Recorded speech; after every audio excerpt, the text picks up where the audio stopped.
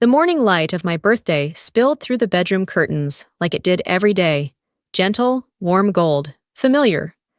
I sat on the edge of the bed, phone in my hand, watching the 3 dots appear and disappear on the screen. Samuel was typing. When the message finally showed up, it felt like watching a slow-motion accident. I couldn't stop. "Baby, I'm sorry, but I have to skip your birthday dinner tonight. The quarterly report is insanely tense. Amanda is putting pressure on the whole department. Let's make it up another time. I love you." I read those lines twice, then a third time.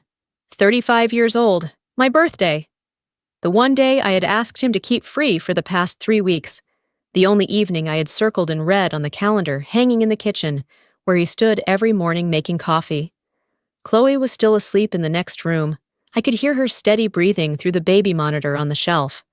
We could have switched to a new bed 2 years ago, but Samuel said we should save the money, just in case. He always said that. Just in case of what, I never really understood. I typed back, "It's okay, work is important, we'll celebrate later." 3 words. "It's okay," that I've said so many times they've become a reflex. It's okay. The most common translation of, "I'm hurt, but I'm used to hiding it because saying it out loud wouldn't change anything anyway." I put the phone down on the table next to the bracelet he bought me last Christmas. Not exactly as a Christmas gift, but because he felt guilty for missing Christmas Eve to go to a company party with Amanda. His boss always seemed to know how to throw extravagant parties. The house was quiet in that very specific way that only exists on mornings when you're alone with your own thoughts. I heard the fridge humming downstairs, the old pipes groaning inside the walls, and even the neighbor's dog barking lazily around 7 a.m., like always. I had asked for today off 6 weeks ago. My boss even wrote clearly on the office's shared calendar, "Shirley's birthday, off." I had planned to sleep in, make Chloe the chocolate chip pancakes she loved most, and if the weather was nice, take her to the park. And tonight, Samuel and I were supposed to have dinner at the small Italian restaurant where we had our first date 11 years ago. I had made a reservation. I knew exactly what I was going to order. I had even imagined the way he would look at me in the blue dress I only wore when I wanted to feel really beautiful. But then, work was busy. I stood up and stretched. Since when did the girl who used to run 5 kilometers every morning become the woman who groans just bending down to tie her shoes like this? At least this house was paid off. My parents left it to me after they passed, and that was the one thing Samuel couldn't complain about when it came to money. "At least we don't have to worry about rent," I often reminded him whenever he got stressed over expenses. But lately, he worried less about costs and talked more about experiences, about travel, about luxury, about having to live fully before it was too late to enjoy it. He said we needed to live bigger, more lavishly. We needed trips that people show off on Instagram. I walked down the stairs barefoot, the wooden floor ice cold under the soles of my feet. October in Connecticut meant the heating bill would start dancing again. Another expense to calculate, another conversation where Samuel would sigh and tell me I was suffocating him with too much practicality. The kitchen still carried the faint smell of coffee I had set on a timer for 6:30. I poured myself a black cup and leaned against the window frame, looking out at the backyard. The maple leaves were starting to burn red outside. Chloe's swing was still swaying lightly in the wind. The swing I built myself 3 summers ago. 4 weekends of work and 6 trips to Leroy Merlin, because I measured wrong. I built it without Samuel. My phone buzzed. I thought it was Samuel with another apology. Something to soften everything. Something like, "I'll make it up to you, I promise."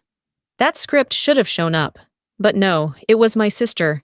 "You're 35 already, really old now. Happy birthday."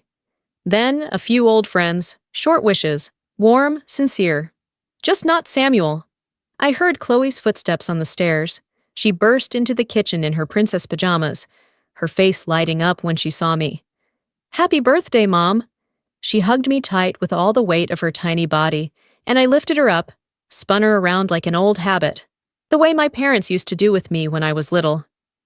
Chloe laughed out loud, and in that moment, everything else disappeared. Just the 2 of us. That was enough. At least, I tried to believe it was enough. We stayed in the kitchen for nearly an hour, drowning in flour, chocolate chips, and silly riddles that made Chloe laugh as if she'd just heard the funniest thing in the world.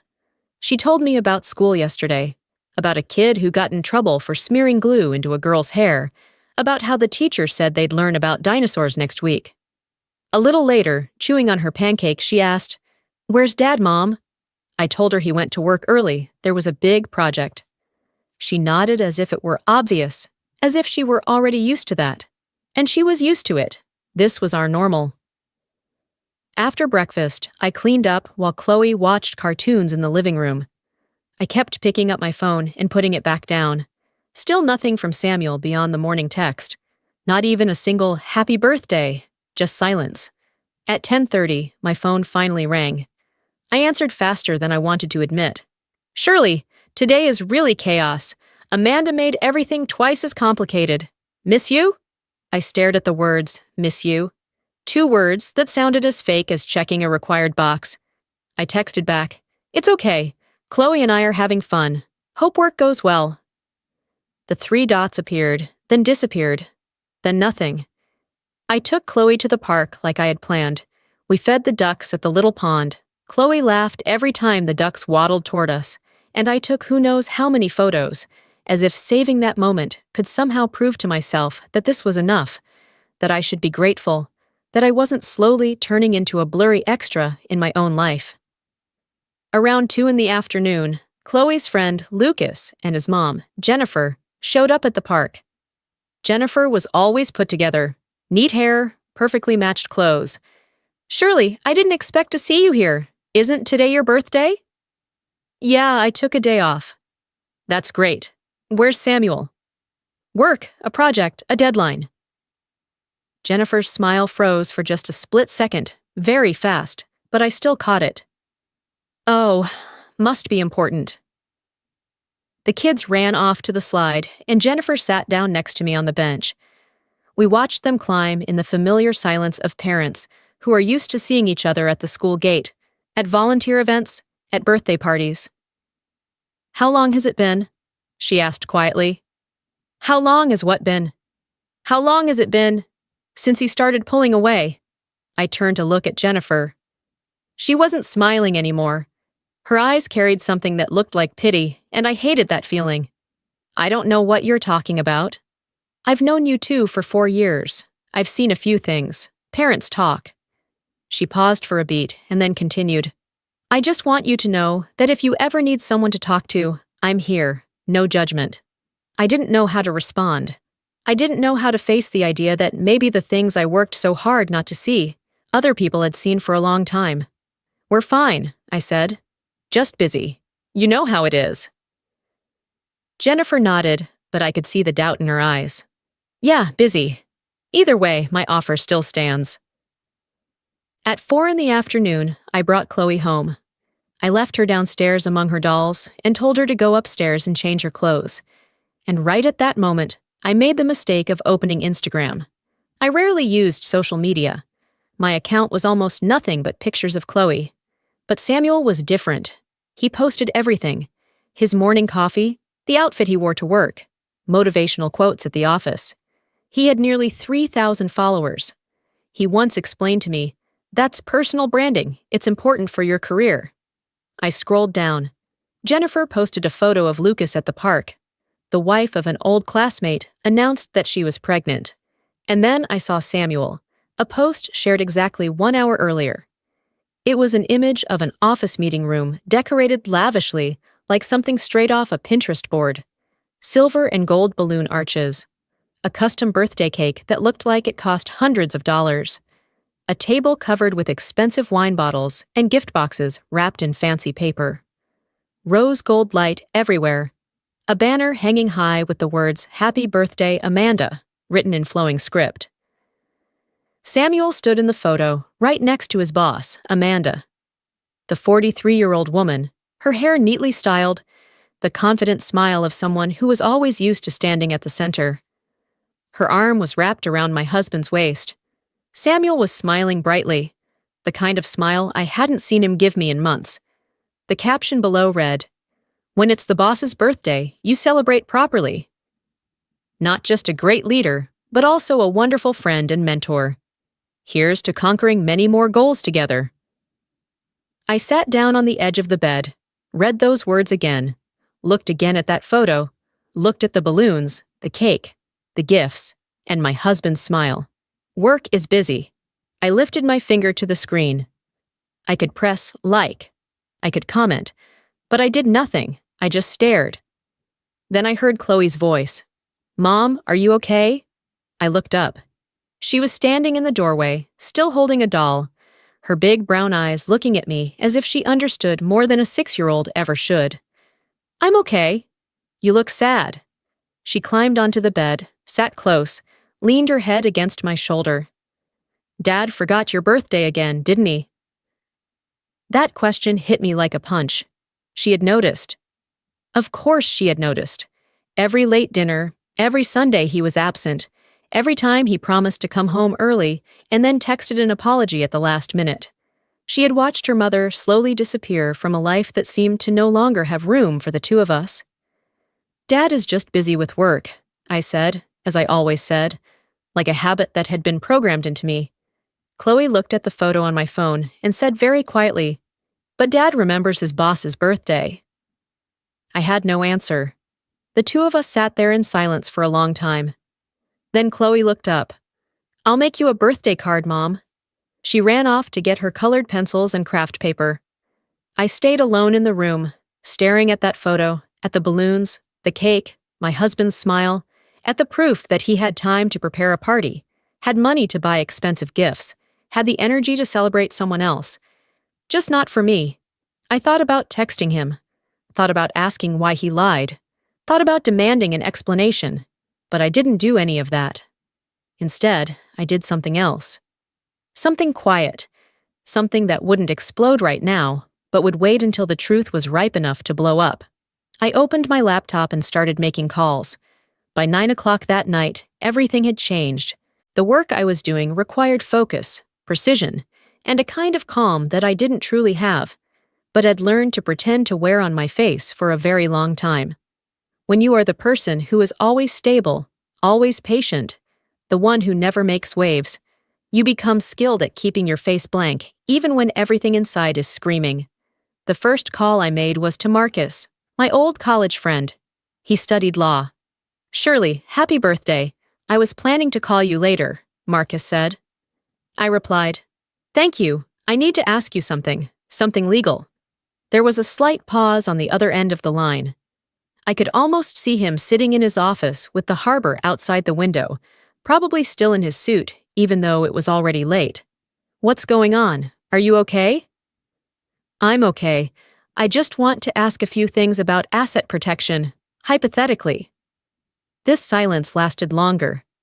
Marcus was smart enough to know that hypothetically was usually a way of circling around things that weren't ready to be named. Protection from what? From a marriage that might not be as solid as I once thought. I heard him exhale softly. "My God, Shirley, is it Samuel?" "I don't know yet. Maybe I'm overthinking. But I need to know what my options are, what I should document, and how to protect Chloe if things go bad." Marcus fully switched into lawyer mode. "Okay. First question. Do you two have a prenuptial agreement?" "Yes." "Joint accounts?" "Yes. One checking and one savings." "Whose name is the house in?" "Mine. My parents left it to me before we got married." "Good. Very good. Inherited property usually remains separate property if it's not excessively commingled. Is Samuel listed as a co-owner, or have you refinanced it jointly with him?" "No." "Also good. What about your incomes?" "He makes a bit more than I do." "So the power balance isn't too skewed." Marcus paused, then asked directly, "Do you have proof of an affair?" The question hung between us like a trail of smoke. What counted as proof? A gut feeling? Anxiety? A photo of Samuel smiling next to Amanda as if she were the sun in his life? "No concrete proof yet," I answered hesitantly. "Then this is what you need to do," Marcus said, his voice completely different now. "Document everything, every message. Every time he says he's working late, write down the date and time. Any unusual expenses. Don't confront him yet. You need information first. Check the phone records, the credit card statements, and surely you should open a separate bank account in your own name. Transfer an amount that's enough for you to take care of yourself if things go bad. Not to hide assets, just for safety. Don't let it show. And if you're serious, hire a private investigator. The second call I made was to the bank. I opened a new account, just a simple checking account, then transferred $3,000 into it from our joint account. Not too obvious, but enough to create the first safety net. The third call was the hardest of all. I called my sister, Rachel. She lived 2 hours away by car, had a family and 2 kids, and had never really liked Samuel. "He's too slick," she once said after their first meeting. "Always feels like he's performing." Back then, I thought she was just being overprotective of her little sister. Now I wondered how many other things she had seen that I, because I trusted too much, had ignored. "Little sister," Rachel answered. "Happy birthday. Tell me Samuel is planning something huge for you." "He's working late. Something came up at the company." There was silence for a few seconds on the other end. "Are you kidding me? Surely it's your birthday, your actual birthday. And he's at the office? The office has someone dying or what?" I heard her moving, probably stepping into another room so the kids wouldn't hear. She had always been very clear about marriage, about respect, about the bare minimum a spouse should have. I told her about the photo on Instagram, about the smile I no longer received. Rachel was quiet for a long time. When she finally spoke, her voice was completely different. Lower, slower, more dangerous. "What do you need me to do?" "Just be ready. If everything falls apart, Chloe may need to stay with you for a while." "Of course." "Shirley," Rachel said before hanging up, "I'm proud of you for no longer just enduring it. You deserve better." I wasn't sure what I deserved, but I was grateful she had said it. After the call ended, I sat quietly for a while with my own thoughts. Then I opened the laptop again and did the thing I had been avoiding for months. I checked the credit card statements. We had 3 cards, 2 shared, 1 in my name, but Samuel still used it. I logged into each account, scrolled through every line of spending, looking for a pattern, for something off. And what I saw made my stomach twist. Charges from high-end restaurants I had never set foot in, places with fixed menus and wine lists so long you'd have to mortgage your house. $200 here, $300 there. Always on weeknights. Always labeled as business dinner. Then payments to the Meridian Hotel, 4 times in 3 months. Every time on a Thursday night. Every time around $350. Thursdays. The same Thursdays, Samuel told me he was staying late at the office. The midnight texts, "I'm too tired to drive home. I'll crash at the office." And I would reply, "Drive safe tomorrow. I love you." He hadn't been at the office. He had been at the Meridian Hotel. I slumped into the chair, feeling as if the floor had vanished beneath my feet. There it was. This was the proof. Not direct proof of an affair yet, but proof of months of lies. My hands started to shake. It was funny, I thought. This was what betrayal felt like in real time. "Mom." Chloe stood at the door, holding a card made of colored paper. "I'm done." I closed the laptop, tried to pull my face back into the most normal expression I could manage. "Let Mom see." The card was beautiful in the way only children's drawings can be. Innocent, a little messy, but overflowing with love. She drew 2 of us as stick figures holding hands. Me and her, no Samuel. We were both smiling, a sun in the corner of the page, a house. Above it was messy writing, "Happy birthday, Mom. You are the best." I just held the card and felt something crack open in my chest. "Thank you. I love you," I said. "Are you crying?" "No, Mom is just very happy." Chloe hugged me, and I hugged her longer than usual, as if she were the only real thing left in a world that had suddenly been covered in darkness and lies. After I put my daughter to bed, my phone rang. Samuel's name showed up on the screen. I let it ring 3 times before answering. I needed a few seconds to find my voice again, a few seconds to sound normal. "Hey, I'm sorry. Today is probably going to be even later than I thought. His voice came through, familiar yet distant. Amanda wants to go over the whole presentation again for Monday. It has to be perfect. I probably won't be home before 10:11 tonight. I looked at the laptop screen still open in front of me, where the Meridian Hotel charges were still sitting there plainly. It's okay, I said. You should keep working. Are you mad? Shirley, come on. I know this is bad. I know I promised. But this is my career. You have to understand, there are times when work has to come first.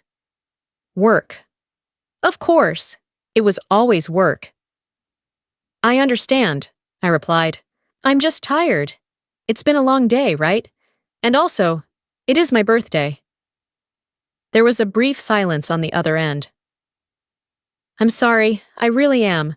We'll make it up this weekend, okay? I'll make it really special. Special, like the party he had just thrown for Amanda. I love you.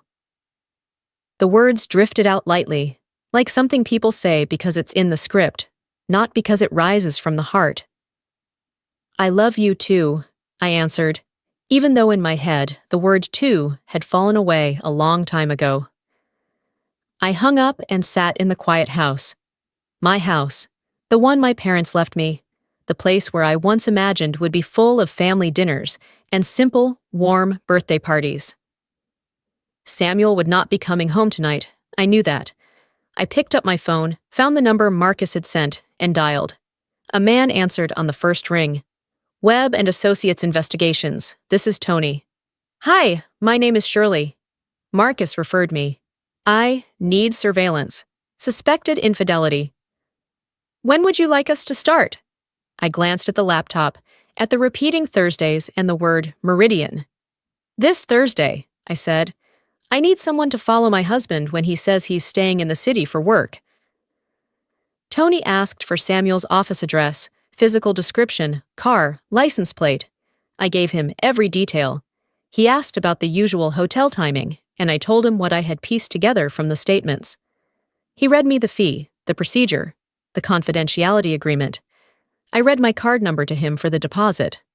After I hung up, I sat for a long time in the dark living room. I didn't turn on the lights. I just sat there, listening to the wall clock tick and thinking about the life I thought I was living. I didn't go up to the bedroom. The bed that was supposed to be ours now only made me think of white hotel sheets somewhere in the city where my husband might be lying with another person on things that cost as much as a whole month of food for my daughter and me. I took a pillow and a blanket and went to the guest room. Tomorrow, I would get up, make breakfast for Chloe, take her to school, go to work, pretend everything was still the same. But tonight, I allowed myself to admit for the first time that our marriage had already fallen apart. Wednesday morning arrived with rain, not the gentle, romantic kind, but the kind that slammed straight into the windows like it was angry, turning the streets into muddy streams, making you wonder why you ever chose to leave the house. I had barely slept. The guest bed was soft enough, but my mind kept spinning with scenarios, with explanations that might turn everything into a misunderstanding. Maybe those hotel charges were reasonable. Maybe everything was just a coincidence. Maybe I was pushing things too far. But then the image of Samuel in that photo with Amanda came back. His smile, her arm around his waist, his eyes aimed at another woman. And I knew I wasn't crazy. Chloe shuffled into the kitchen at 7:15, later than usual because I forgot to set the alarm. In the chaos of a marriage coming apart, I was failing even at the most basic parts of being a mother. She looked at me with eyes far older than 6, the kind of look a child gets when they already know adults lie to cover ugly things. Dad didn't come home last night, she said softly. My hand froze in midair. What did you say? I got up to use the bathroom at midnight. Dad's car wasn't in the garage. Of course it wasn't, because he hadn't been working late at the office. He had been at the Meridian or somewhere else, but definitely not in this house. Dad texted Mom, I said, which was true. Dad was too tired, stayed in the city to make it easier. The lie had been upgraded, sounded more reasonable now.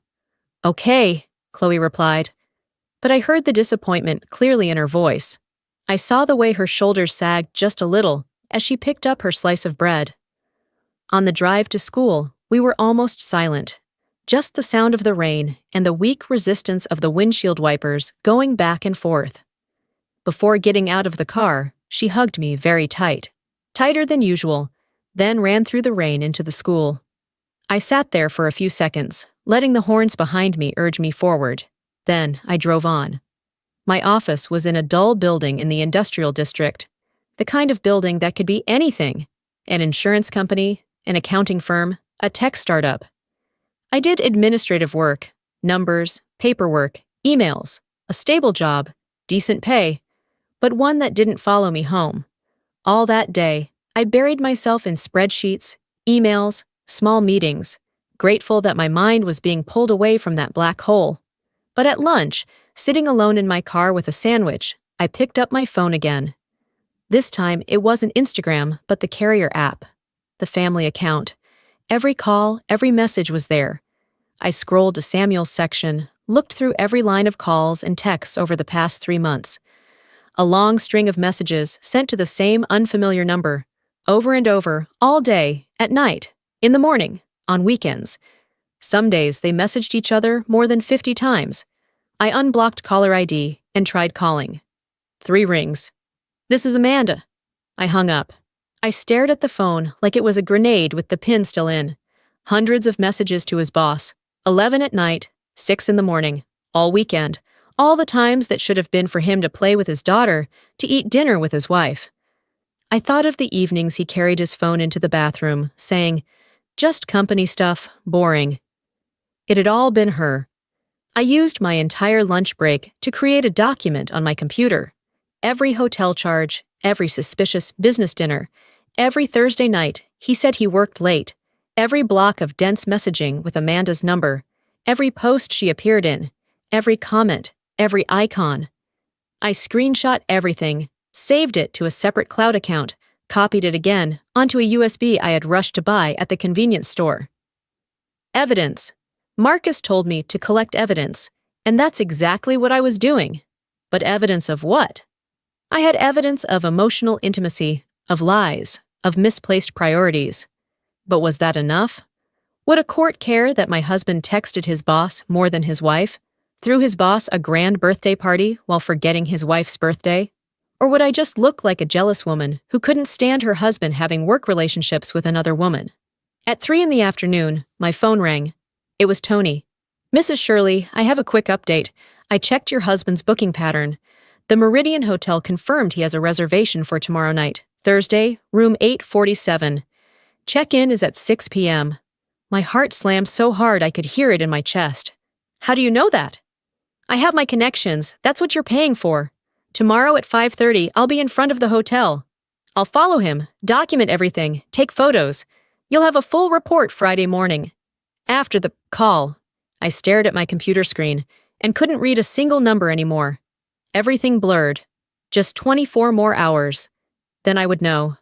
I left work at 5:30, picked Chloe up from school. She sat quietly in the car, drawing crooked shapes on the foggy layer of breath on the window. We got home around 6:15. The house, even with the 2 of us in it, felt empty. I reheated something simple for dinner. Chicken nuggets and noodles, the one thing Chloe would at least eat without arguing. At 7 p.m., my phone buzzed with a message. "Brutal day. I might have to stay in the city again. Don't wait up. Go to sleep first." Tomorrow was Thursday. Tomorrow, at 6 p.m., he would check into room 847 at the Meridian. Tomorrow, I would finally see clearly the thing I had only dared to guess until now. I typed back, "It's okay. Don't overwork yourself." He sent back a heart emoji, as if a tiny heart on a screen could patch up a marriage that was tearing apart. At 8:30, I took Chloe to bed, read her a few chapters from the book about the little wizard boy she was obsessed with. She fell asleep halfway through, her breathing slow and even, her hand still holding the book. I sat there for a while longer, watching her, thinking that a child that small deserved parents who, even if they didn't love each other anymore, at least respected each other enough not to turn one another into a joke. Downstairs, I poured myself a glass of wine. I rarely drank, but tonight felt like a boundary. Like the last night of a chapter where I had let myself believe in something that wasn't real. At 11 p.m., I heard the garage door open. Samuel came home. I heard the car, the door closing, the quiet footsteps in the kitchen. I was still sitting in the living room, the wine glass empty, the lights off. He stood in the doorway. "You're still up?" He stepped closer. Even in the dim light, I could see a faint lipstick mark on his neck, smell a strange perfume I had never bought for him, see the slight wrinkles in his shirt, like it had been pressed against a surface that wasn't an office chair. Seeing me silent, he went on. "Today was brutal. Amanda went over the top with this presentation. Sometimes I swear she forgets employees have private lives too." The lie slid out of his mouth smoothly, frighteningly so, like something he had practiced many times in front of a mirror. "You have to stay in the city again tomorrow?" I asked, trying to keep my voice normal. "Probably. Thursday is the final deadline. I might sleep over again so I don't have to drive back." "Sleep over in the city. Room 847 at the Meridian." "Yeah, that makes sense," I said. He bent down to kiss my forehead. I didn't move away. I watched him go upstairs, heard the sound of the shower turning on. I stayed sitting there in the darkness a little longer, then stood up, went back to the living room. Tomorrow, everything would either completely shatter or, by some miracle, turn out differently. But deep down, I already knew what the outcome would be. Thursday dragged by with the slow, helpless feeling of a train racing straight toward a cliff. You can see the track ahead clearly. You know exactly where it will end. But your foot can't reach the brake. Your hands can't touch the wheel. There is nothing left to do but sit there and wait for the impact. Early that morning, I called in sick. I still got up and made breakfast for Chloe, still spread butter on the toast, poured the milk, tucked her lunchbox into her backpack, still bent down to kiss her forehead at the school gate. A whole chain of familiar motions of an ordinary morning carried out by a woman who no longer felt ordinary at all. After leaving her at school, I didn't go straight home. I drove aimlessly around our neighborhood, past neatly trimmed lawns, 2-car garages, past the park where Chloe played on the slide, past the grocery store where Samuel and I used to shop on Saturday mornings, back when we were still truly husband and wife, not two parallel lives sharing the same roof. Eventually, I stopped at a small cafe downtown. I ordered a black coffee, sat in a corner, and watched people go on with their normal day. A couple in their early 20s sharing a muffin, laughing hard at something on a phone. An old man in glasses reading the newspaper, frowning now and then. A woman in office clothes typing furiously on a laptop. All of it peaceful, untouched by the kind of pain I was sitting here waiting to crash into me. After that, I went into a home goods store, tried to keep myself busy, walked up and down the aisles, looked at shelves, at drill sets, bought nothing. I went into the library, picked up a book, read the same line over and over, without understanding a single word. I drove out to the beach, even though the sky was gray, the wind cold, the sand nearly empty, only a few stubborn runners moving as if nothing in this world mattered except their heartbeat. I walked along the shore, hands shoved deep into my coat pockets, watching the waves roll in and pull back, steady, indifferent. My marriage was ending. That was the truth of this day. Even if nothing happened at the hotel tonight, which with the amount of evidence I had was nearly impossible. Even if Samuel went up alone and just slept, inside me, this marriage was already broken. I could not pretend I hadn't seen what I had seen. I could not go back to being the naive wife who believed late meetings. Trust, once cracked, does not smooth itself back out. It leaves a scar. Sometimes it never heals. At 5:15, Samuel texted, "Heading to the hotel, dead tired. I'll probably order room service and sleep early. Miss you and Chloe." Order food and sleep early. Right. I didn't reply right away. I stared at the message, at the ease with which he lied, at the way he treated deceiving his wife like changing a shirt. Finally, I typed, "Get some rest. See you tomorrow." I deliberately didn't add love you. Sending love right now would feel like betraying myself. At exactly 6, Tony called. Your husband just checked in, alone, just letting you know, he said. I'm standing in the building across the street, clear view of the windows. Room 847 faces east. Okay, I replied, my throat dry. I'll keep watching. If anyone enters the room, I'll photograph it. If he leaves, I'll follow. I made dinner for Chloe. Noodles with butter and cheese, her favorite because it was simple. The two of us sat at the table, Chloe chatting about friends, about the upcoming field trip to the Science Museum. At 7:30, Tony's message came in. Someone just entered the hotel. Female, early 40s, office clothes, brown hair, matches your description. She's going to the elevators. I'll confirm. My heart felt like it was being crushed in a fist. A few minutes later, another message. Confirmed. She took the elevator to the 8th floor, used a keycard to open 847. I have photos. I told Chloe I needed to use the bathroom, locked the door, sat down on the toilet, both hands clutching my head. My phone vibrated. A photo appeared. The front entrance of the Meridian Hotel. Amanda captured mid-step as she walked in, half her face in profile, coat neat, handbag on her shoulder. The second image. A window on the 8th floor, the curtain not yet fully drawn. Two shadowy figures standing close together inside.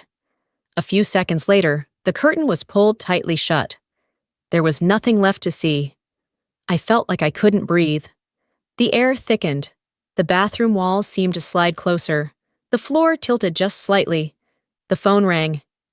Mrs. Shirley, it's me. I'm sorry. I know this isn't what you hoped for. I know. Just keep going, I said.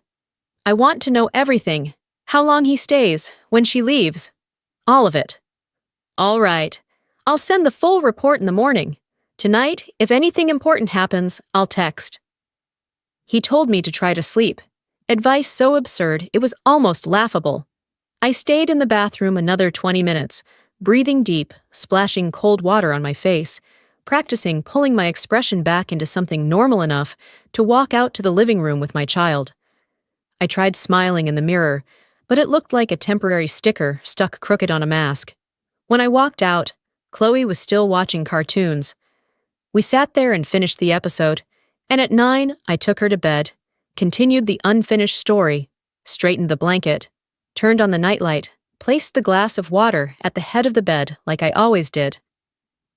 I love you, Mom, she murmured and fell asleep without realizing it.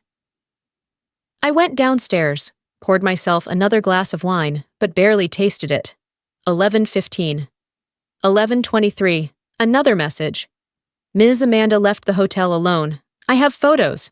She looked relaxed, carrying her bag and coat, got into a rideshare, estimated she was in the room nearly 4 hours. Attached were several photos.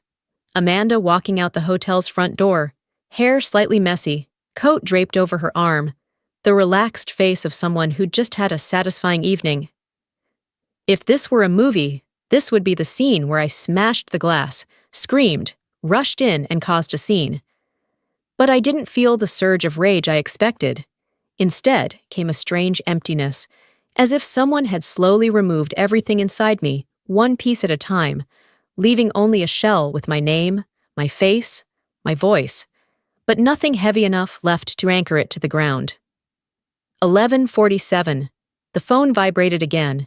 Samuel was calling. I stared at his name on the screen for a long time, let it ring 3 times, weighing whether not to answer, or to answer, and say everything straight out, tell him not to come home anymore, not to bring the body that had just lain next to another woman back here to pretend tenderness. In the end, I answered, forcing my voice back to normal. Are you asleep? Not yet. I just wanted to say goodnight.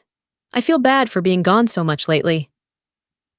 The lie slipped out light as air, as if he hadn't just spent 4 hours in a room whose number I knew, whose window direction I knew, even whose curtain color I could imagine. It's okay, I said. Your work is important, I said. Tomorrow you'll probably be really busy. Yeah, tomorrow there's the presentation with Amanda. I'm nervous as hell. He was nervous about the presentation, while I was holding proof of his betrayal in my hands. "I love you, Shirley." Those 4 words passed through my ears, sounding like acid. I hung up before anything irreversible could slip out of me.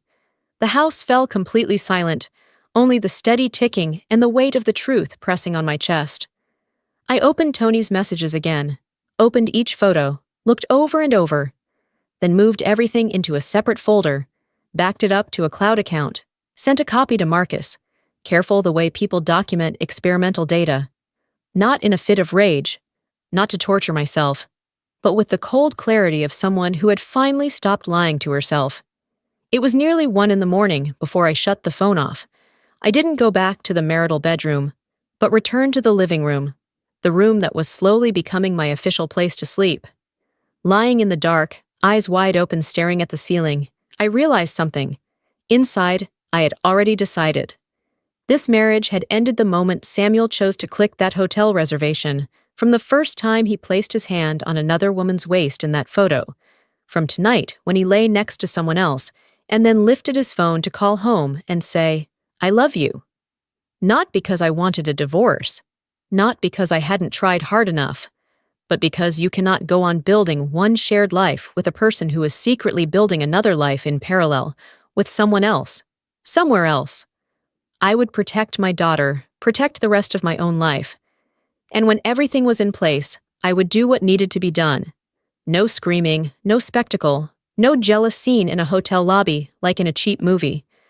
I would simply put the truth in front of him, clearly, fully, impossible to deny. And by the time Samuel realized what was happening, every door he once believed he held in his hands would be closed, gently but decisively, with no way left for him to open them again. Friday morning arrived with that annoyingly bright sunshine, the kind of overly cheerful light flooding through the living room window. At 7:03, I heard the faint rumble of Samuel's car pulling into the driveway. I had been awake for a long time, already dressed neatly, already telling myself over and over that I had to play my role perfectly. The role of the wife who knew nothing, who still believed, still supported, still acted carefree. Just thinking about it made me tired. I heard the key turn, the front door open, the thud of a bag hitting the floor, footsteps on the stairs. He stood at the doorway of the living room, still wearing the exact same clothes as last night, only his tie was off, his hair a mess, dark circles under his eyes, but his face trying to look calm. He walked over, bent down, and kissed my lips. I stayed still. I didn't turn my face away, didn't push him back, just stood there and accepted that kiss like a social gesture. "How was the hotel?" I asked, forcing a neutral voice. "Normal, kind of boring," he answered quickly. "I just sat fixing slides with Amanda for a bit, and then passed out. Didn't even have the energy to order room service like I planned. Dead tired." The lies flowed out smoothly, like he had practiced them 100 times. Suddenly, I wondered how many times over the past few months he had looked straight into my eyes and told, "Fiction," and I had obediently nodded, believed every word, because I wanted to believe. Chloe was already sitting up in bed when I went into her room, hugging the dinosaur book she had been obsessed with for weeks. When we went down to the kitchen, Samuel was already rummaging in the cabinet for eggs and bread, quietly whistling like a man who had just had a good night's sleep instead of a business trip at a hotel. "Good morning, princess." He opened his arms. Chloe stepped in for a hug, but I saw clearly that the hug was shorter than before. She pulled away sooner, no longer clinging to her dad's chest the way she used to. Children know, even if they don't have the words to name what they feel. The 3 of us made breakfast together: fried eggs, toast, orange juice. From the outside, if someone happened to walk past our window at that moment, they might have thought, "This family looks warm." 3 people moving in rhythm around the familiar kitchen, sharing the cutting board, sharing the pan, sharing the plates. But inside, I felt like I was standing in a room already filled with gas, just waiting for a small spark. Samuel's phone kept buzzing on the kitchen table, the screen lighting up, going dark, lighting up again, and every time he glanced at it, there was either a faint smile or a pretend, worried frown. "Work email?" I asked, as if just asking out of habit. "Yeah," he shrugged. "Amanda is stressing herself sick over the presentation. She always overthinks, but honestly, we're a really good team. She trusts me to handle the hard parts." After we ate, Samuel went upstairs to change into his dark blue suit. Chloe struggled with the zipper on her backpack. My phone buzzed with a new email notification. The subject line hit me immediately. "Detailed report, surveillance Thursday night." From Tony. Attached were more than 30 high-resolution photos, each with clear timestamps in the corner. The last part of the report read like a kind of condolence, based on the time, location, manner of meeting, and level of intimacy observed. There is a strong likelihood this is a romantic and/or sexual extramarital relationship. If the client wishes, we can continue surveillance to establish a behavioral pattern. Invoice attached. Sincere condolences on this result.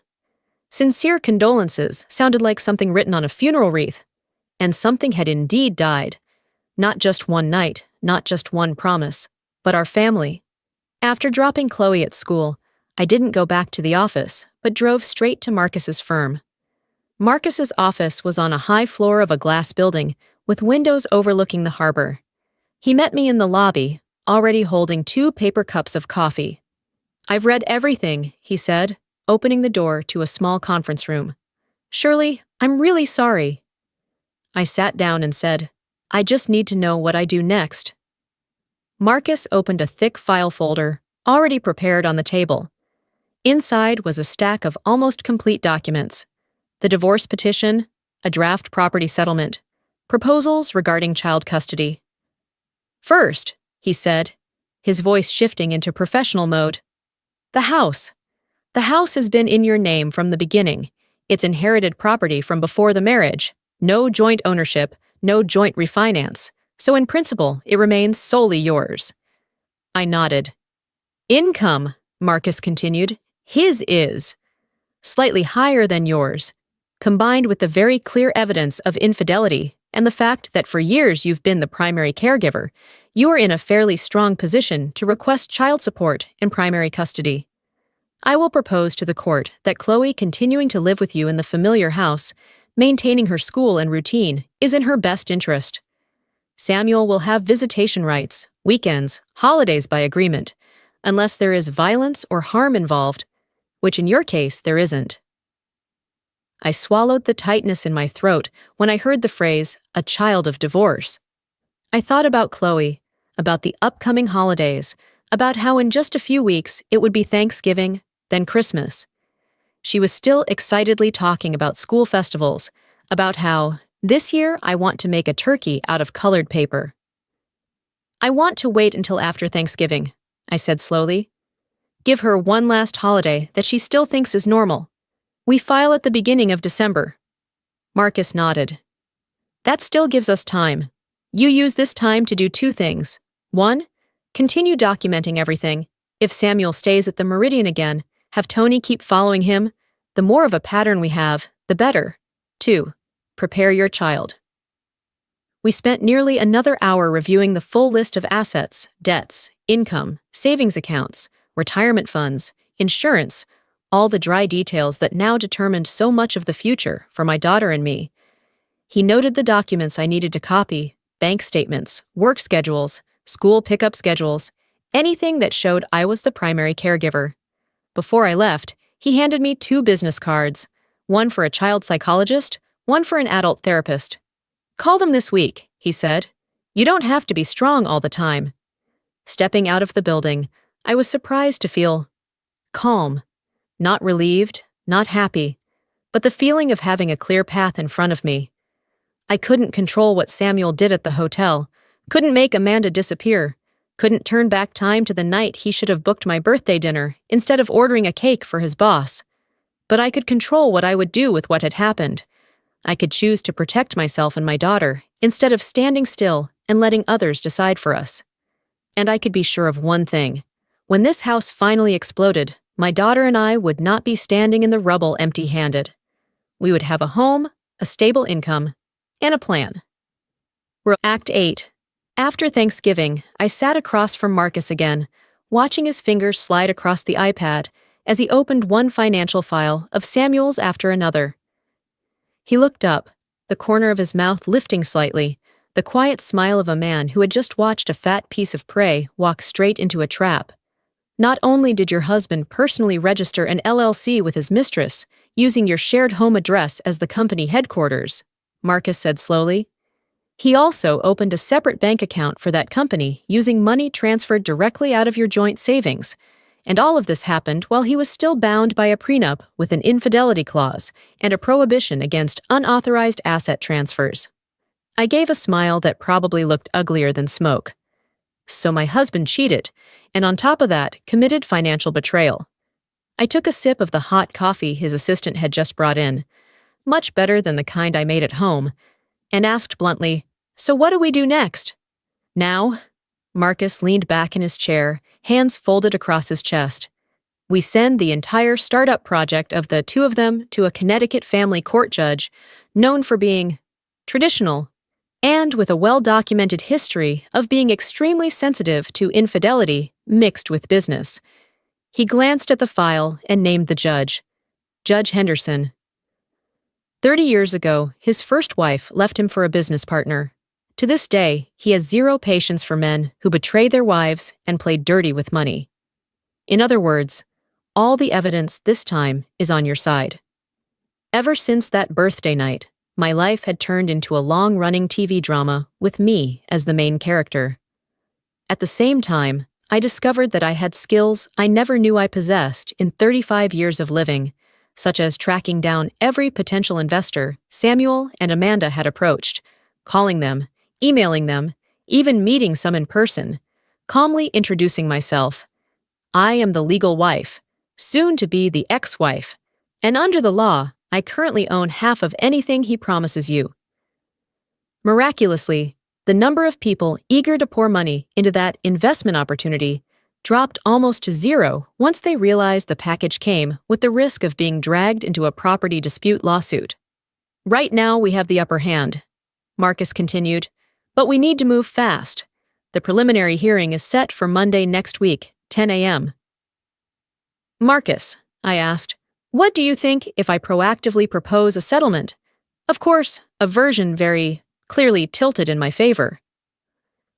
"Normally, I'd say we let the court teach him a lesson," Marcus replied, "but a fast, favorable settlement would save you months of stress and legal fees.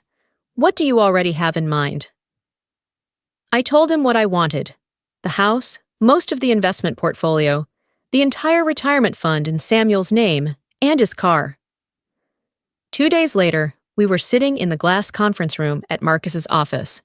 Me, Marcus, Samuel, and his lawyer, a fairly young guy with a crooked tie, constantly glancing at Marcus like he was afraid of being eaten alive. "Let's be clear from the start," Marcus opened, his voice even and cold.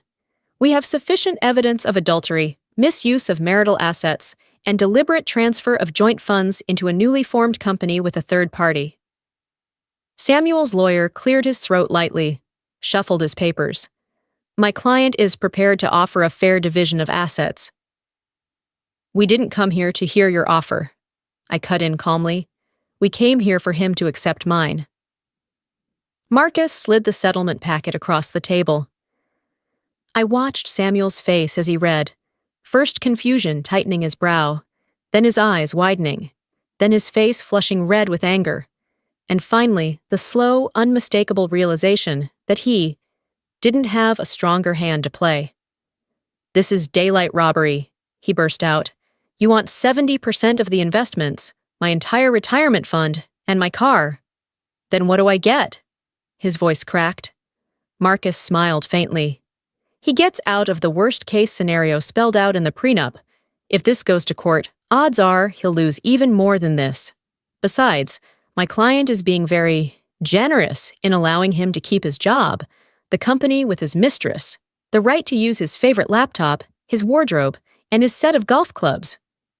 Samuel turned to look at me, something between desperation and clinging in his eyes.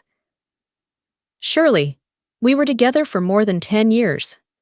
Doesn't that count for anything?" I looked at him and saw only a man who had torn apart with his own hands what he once built. It counts as everything, Samuel, I said quietly. It's because of those years that I'm still letting you walk away with the only thing I still believe you know how to value: your career and the business relationships you've built. The rest, this house, our daughter's future, the funds I paid into throughout my youth, will be kept somewhere safer. You still get to keep what you love most: your work and your love. Consider that me being very lenient. Samuel opened his mouth to protest again, but couldn't form a full sentence. The young lawyer beside him leaned in to whisper something. In the end, there was only the soft rustle of paper and the faint trembling of his pen over the signature line, while I sat still, back straight, hands resting on the table, feeling like I had just concluded a business negotiation, not a marriage. I stood up, took my copy, a strange lightness washing through me. Samuel would be left with only his job and a few fractured relationships, and I would keep the house, the money, the future, and above all, my freedom. Act 9. That evening, when all the paperwork was more or less settled, I told Rachel the entire story in a regular old family restaurant near my place, the one she chose, not me. Rachel shook her head in disbelief at how strong and decisive I had been. So at 40, that guy basically has to start over from zero? He'll survive, I said, poking at my salad without really eating. The agreement lets him keep his job, and I won't make a scene. He just doesn't get to touch what we spent years building together. Rachel frowned. Amanda and Samuel's business thing is dead too. Jennifer told me after the LLC mess and the affair leaked, no investor wants anything to do with them. I didn't say anything, just quietly finished my meal. When we paid the bill, my phone lit up with a message from Samuel. I signed everything. I texted back, Marcus will file tomorrow. Silence. Then, I'm sorry. For everything. A marriage, in the end, reduced to one apology sent by text. When I got home, I poured myself a glass of the expensive red wine Samuel used to save for special occasions, kicked my heels into a corner, collapsed onto the living room sofa, and suddenly the wine tasted like victory. A little sharp, a little bitter, but with a long aftertaste that was strangely pleasant. 6 months after that 35th birthday night, when my husband left me at home with a canceled reservation while he raised a glass to celebrate his boss Amanda's birthday, I was sitting in a folding chair in the backyard. My backyard, mine alone, at a New Life barbecue my friends had thrown for me. The early summer air was just warm enough, the smell of grilled meat mixed with fresh-cut grass, laughter everywhere. Chloe ran around with the neighborhood kids, hugging the dinosaur-shaped balloon my friends had brought her. We laughed, glasses clinking. I looked around and saw Rachel, Jennifer, a few former coworkers, some new neighbors, all scattered on the lawn and plastic chairs, holding drinks. I stood up, a little lightheaded from 3 glasses of wine, but strangely clear-headed. 6 months ago, I began, looking toward the kitchen window, where I had stood on my birthday with shaking hands and a phone in my grip. I thought my life was over, all because of one Instagram story, a story with balloons, cake, gifts, and my husband's smile next to another woman. Turns out, that was the moment my life actually began. I turned to each of the faces that had pulled me out of the darkest winter of my life. People say when one door closes, another opens. They just don't say that sometimes you're the one who has to slam the old door shut yourself. I went on, swirling the wine in my glass. And that forces you to look at who you really are. For more than 10 years, I was Samuel's wife, Chloe's mom, the one who remembered vaccine schedules, electricity bills, toilet paper, plumbing repairs. I was so busy maintaining a family life that I forgot I also had a life of my own. I pointed toward the front door, now repainted a deep blue that Samuel used to call tacky and wrong for the house. Now I'm just Shirley. And yes, I shook my head, my voice softening. Strangely enough, that's not even my biggest victory. I looked toward Chloe, running over with a plate of cookies, hair messy, cheeks flushed, eyes bright. She looked at me with a mix of pride and slight embarrassment, because her mom was giving a speech in front of everyone. The real victory, I said slowly, is realizing I was never as weak as I thought. I can figure things out on my own, sign my name to hard decisions, rebuild a life for myself and my child. Right on cue, my phone buzzed. A message from Samuel. Tomorrow afternoon, I'll come by to take Chloe out for pizza. I'll transfer the support on time. Hope you and her are well. Samuel now lived in a plain rented apartment on the other side of town, drove his old car, trying to patch together his reputation with clients after the Amanda mess. From bits and pieces Jennifer heard through the parent network, Amanda wasn't doing much better. She'd moved to another city to avoid running into people who still called her the woman who wrecked a home. I raised my glass again. After 6 months, I've learned 3 lessons. 1. Always check the joint credit card statements. 2. A prenup, or any clear financial agreement, is worth more than gold. And 3.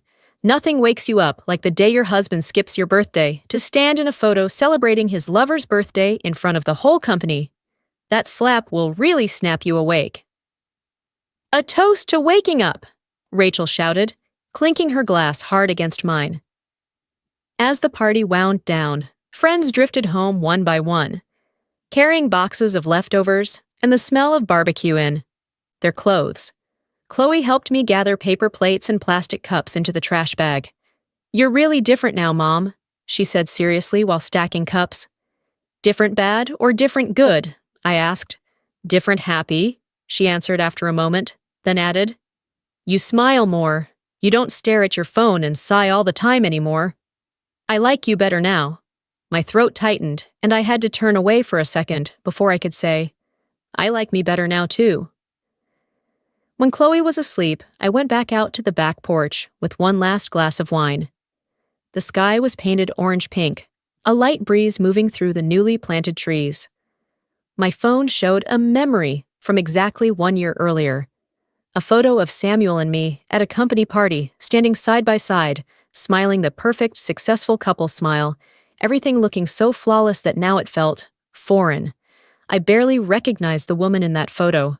The careful eyes, the restrained smile, her hand resting on the arm of the man she thought was her safe harbor.